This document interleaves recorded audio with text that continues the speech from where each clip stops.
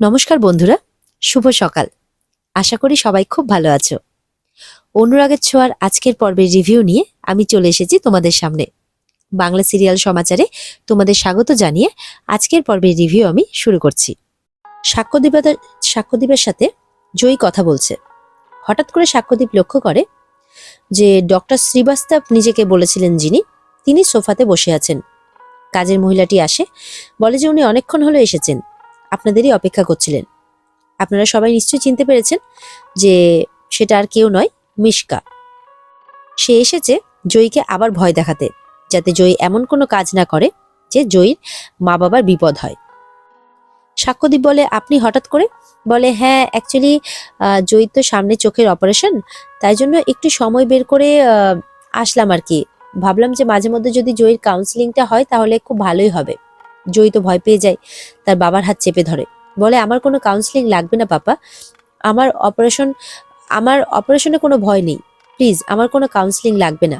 তখন সাক্ষ্যদীপ বলে যে আসলে ও বুঝতে পারছে না অপারেশনের সিরিয়াসনেসটা।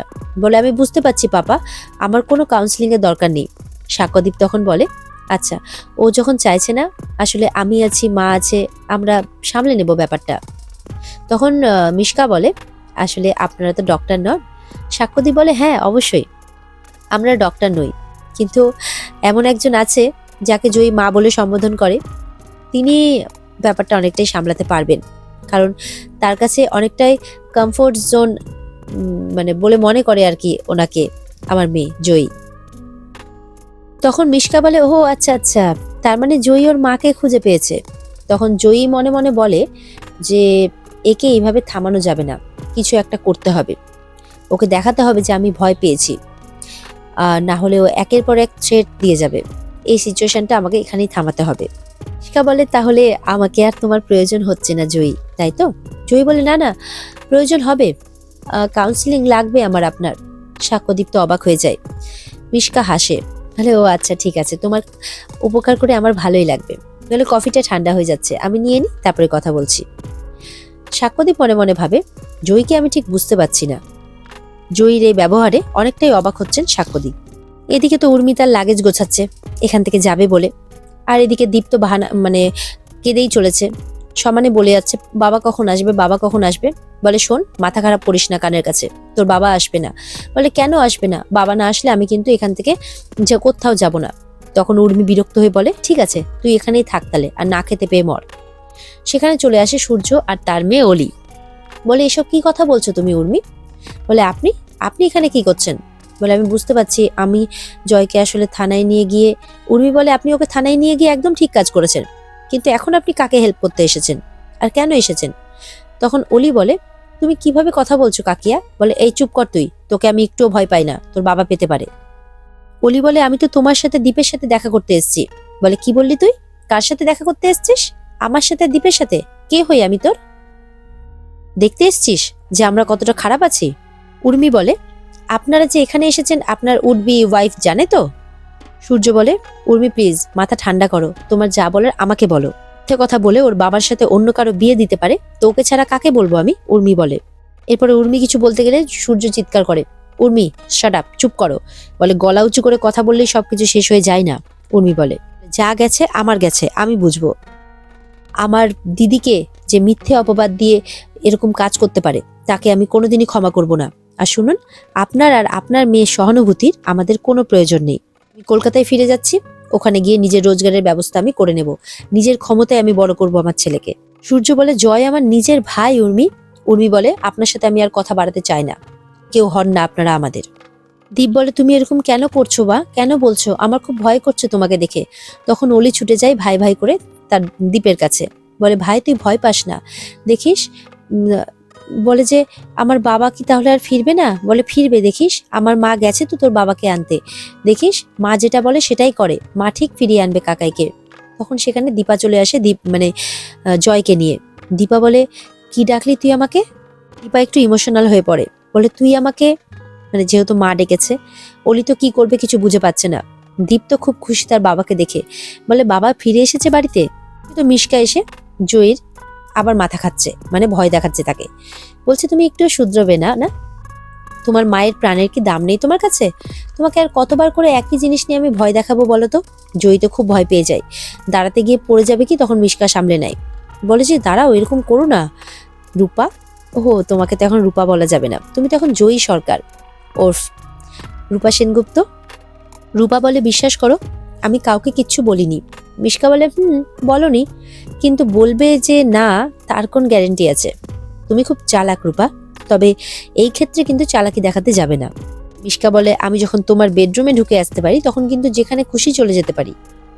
রূপা বলে আপনি কি চান, সূর্য সেনগুপ্তকে? আমি জানি, সবই জানি, কিন্তু পাবেন না, তখনও পাননি, এখনো পাবেন না। হ্যাঁ, সে আমার মাকে ছেড়েছে, কিন্তু অন্য কেউ এসেছে তার জীবনে, আপনি মিথ্যে চেষ্টা করছেন। মিশকা তখন বলে না। রূপা বলে আমি খুব ভালো করে আপনাকে চিনি, আর কতটুকু কি করতে পারেন সেটাও জানি। মিশকা বলে খুব বুলি ফুটেছে না মুখে?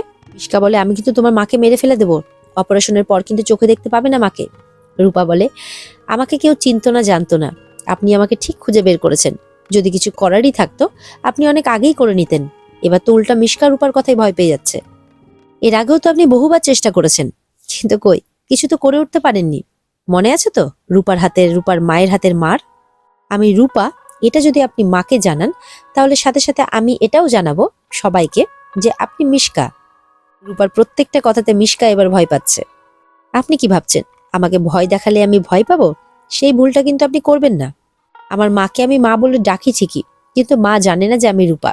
মিশকা বলে বাবা এখনো জোর এত? বলে আমাকে যখন চেনেন তখন এইটুকুটা তো ভালো করেই জানেন যে আমার রক্তেই জোর আছে, সেই জোরেই একদিন আমি জিতে যাব, তাই হচ্ছে আমার নাম জয়ী। বুঝতে পেরেছেন? Is that clear?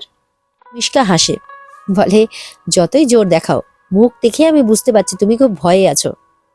তখন জয়ী বলে যে ছেড়ে দিন না আমাদেরকে, কেন করছেন এরকম আপনি?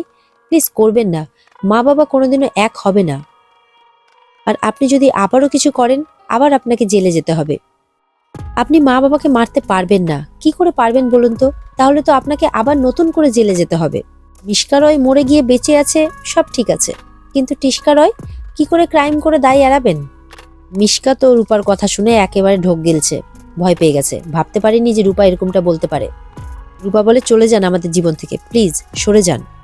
মিশকা বলে যে ঠিক আছে, তোমার কি মনে হয় যে আমি কিছু করতে পারবো না? ঠিক আছে, দেখবে এবার তুমি। ও আচ্ছা, দেখবে কি করে? শুনবে মায়ের মৃত্যু সংবাদ। তখন এটা বলে কিন্তু মিশকা সরে যায়, আর রূপা বলতেই থাকে প্লিজ আপনি কিছু করবেন না, আমি আপনার সব কথা শুনছি তো, আসলে উত্তেজনার বশে আমি বলে ফেলেছি, প্লিজ কিছু করবেন না। মিশকা পেছন থেকে আবারও দেখে চলে যায়। রূপা তো বুঝতে পারে না, তাই রূপা বলেই যায় যে আপনি এরকমটা করবেন না প্লিজ। বলে আপনি কোথায়? এবার বুঝতে পেরেছে ঘরে কেউ মনে হয় নেই। আমি কাউকে বলিনি, কোথায় আপনি? আমি বলছি তো আমি কাউকে বলিনি। এই বলতে বলতে যখন দরজার দিকে এগিয়ে যাচ্ছে তখন সাক্ষ্যদীপ আসে রূপার কাছে, রূপাকে ধরে, বলে কি হয়েছে জয়ী, কি বলনি তুমি কাউকে কিছু? সাক্ষ্যদীপ বলে কি হয়েছে, পাপাকে বলবে না? বলো কি হয়েছে, বলবে না? উনি তো চলে গেলেন, বলো কি হয়েছে তোমার? তখন ভয়ে জড়িয়ে ধরে রূপা সাক্ষ্যদীপকে। সাক্ষ্যদীপ বলে আমি আছি তো তোমার সঙ্গে বেটা, সবসময় আছি তো, কিচ্ছু হবে না। সাক্ষ্যদীপ আবারও জিজ্ঞাসা করে কাউকে কি বলবে না, কি বলছিলে তুমি? মনে মনে বলে রূপা এখনই তোমাকে কিছু বলা যাবে না পাপা, তুমি উত্তেজিত হয়ে পড়বে। তখন বলে যে উনি আমাকে যে কাউন্সিলিং করতে এসেছিলেন সেটা আমি স্কুলের কাউকে বলবো না। সাক্ষ্যদীপ অবাক হয় যে এটাতে আমার না বলার কি আছে বেটা? আচ্ছা ঠিক আছে, তুমি যখন এটাই ডিসাইড করেছো তখন ঠিক আছে, বলতে হবে না কাউকে। এরপরে মায়ের কথা জিজ্ঞাসা করে পাপা মা কোথায়, উনি ফেরেননি এখনো? উনি যে বলছিলেন যে চুরি করেছে তাকে নিয়ে ফিরবেন। বলে তুমি ওনার জন্য এতটা চিন্তা করছো কেন? সাক্ষ্যদীপ বলে না এমনি, দেখো না একটু খোঁজ নিয়ে। মনে মনে বলে যে মায়ের কিছু হতে দেওয়া যাবে না, আমাকে সবসময় মাকে দেখে দেখে রাখতে হবে। দীপা বলে এই বিশ্বাস এখনো আছে মায়ের উপর, যে মা যখন গেছে কাকাইকে ফিরিয়ে আনবেই, তাও একটু বিশ্বাস করিস না মাকে? অলি চুপ করে থাকে। অলি বলে আমি জানি আপনি ভালো করেন, আপনি সবার ভালো করেন, শুধুমাত্র আমি ছাড়া আমার ভালো আপনি করলেন না। আপনি সবার বাবা ফিরিয়ে আনেন, কিন্তু আমার জীবনটাকে এলোমেলো করে ছাড়েন। এরপরে দীপা সোনা বলে ডাকলে আবারও শুরু করে দেয় অলি, কেন রাখছেন আমাকে সোনা বলে আপনি? বলে তুই আমার জন্য নামটা ছেড়েছিস, আমি তো তোকে ডাকতেই পারি। বলে না ডাকবেন না, আবারও উল্টোপাল্টা কথা বলতে শুরু করে দেয় অলি। সূর্য বলে কি করছো মা এগুলো, তুমি তো এখানে আসতে চেয়েছিলে, আর এসব কি করছো? বলে ভুল করেছি বাবা, ভুল করেছি, আমি দীপের জন্য আসতে চেয়েছিলাম এখানে, কারণ আমি জানি যে বাবা মারা খারাপ হলে বাচ্চাদের উপর দিয়ে কি যায়।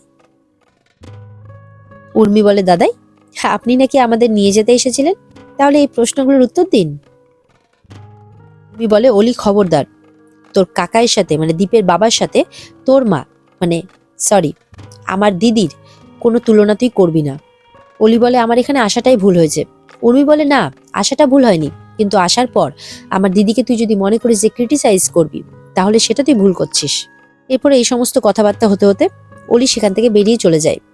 দীপা বলে, আপনিও যান। সূর্য তখন অলির পেছনে যায়। জয়কে ফিরিয়ে এনেছে দীপা। উর্মি খুব খুশি, দিদির ঘাড়ে মাথা রেখে কাঁদছে। সেই সময় ফোন আসে সাক্ষ্যদীপের, দীপার ফোনে। বলে যে, আপনি কোথায়? বলে, আমি উর্মির বাড়িতে এসেছি। বলে, এদিকে যে আপনার পাতানো মেয়ে কাঁদছে, মানে আপনাকে চোখে হারাচ্ছে। দীপা বলে, আমি এক্ষুনি আসছি। দীপা তো চলে যায়। জয় উর্মির কাছে গেলে উর্মি মুখ ফিরিয়ে চলে যায়, জয়ের সাথে কথা বলে না। এদিকে দীপের কাছে আসে জয়। দীপ বলে, তোমার জন্য আমি খুব একটা ড্রয়িং করেছি, নিয়ে আসছি। উর্মির কাছে আবারও জয় গেলে উর্মি বলে দেয়, যেই কারণেই হোক না কেন আমি কোনোদিনও ভুলবো না যে তুমি চোর, আর তুমি নিজের চুরি ঢাকতে গিয়ে দিদিকে ফাঁসাতে পারো। এদিকে গাড়িতে উঠে সূর্য অলিকে বলে, তোর এখানে আসাটা উচিত হয়নি। আমি জানি তুই আসতে চেয়েছিলি, আমারও বারণ করাটা উচিত ছিল। দেখ, তোর কাকিয়া মানুষটা কিন্তু খুব ভালো, আজকে হয়তো একটু ডিস্টার্ব আছে, তাই তো তোর সাথে এরকম করেছে। অলি বলে, আমি জানি আমার আসাটা উচিত হয়নি, আসলে ওদের জন্য মনটা কেমন করছিল তো, তাই জন্যই আমি এসেছি, কিন্তু কেউ তো আমাকে ভালোবাসে না। সূর্য তখন অলিকে আগলায়। সূর্য বলে, এখনো তুমি বড় হওনি, সে তুমি মুখে যাই বলো না কেন, তুমি এখনো সবার জন্য ভাবো। কি ঠিক বললাম তো? অলি আবার বলে, তুমি চারুকে বিয়ে করবে তো বাবা? সূর্য চুপ করে যায়। পরে অলি আবারও এক কথা বললে সূর্য গাড়ি স্টার্ট করে দেয়, কোনো কথার উত্তর দেয় না। অলি বুঝতে পারে তার বাবা পছন্দ করছে না। আর এদিকে মনে মনে উর্মির বলা কথাগুলো ভাবছে সূর্য। আর এখানে আজকের পর্ব শেষ হয়ে যায়। তো বন্ধুরা, এই ছিল আজকের পর্বের রিভিউ। যদি ভালো লেগে থাকে তাহলে পর্বকে লাইক, কমেন্ট আর সাবস্ক্রাইব করতে কিন্তু ভুলবে না, যাতে তোমাদের জন্য এরকম এপিসোড আমরা আরো নিয়ে আসতে পারি। আর এই পর্বের বিস্তারিত দেখতে অবশ্যই স্টার জলসার পর্দায় তোমরা নজর রাখবে। দেখা হচ্ছে আগামীকালকে। ভালো থাকবে সবাই। টাটা।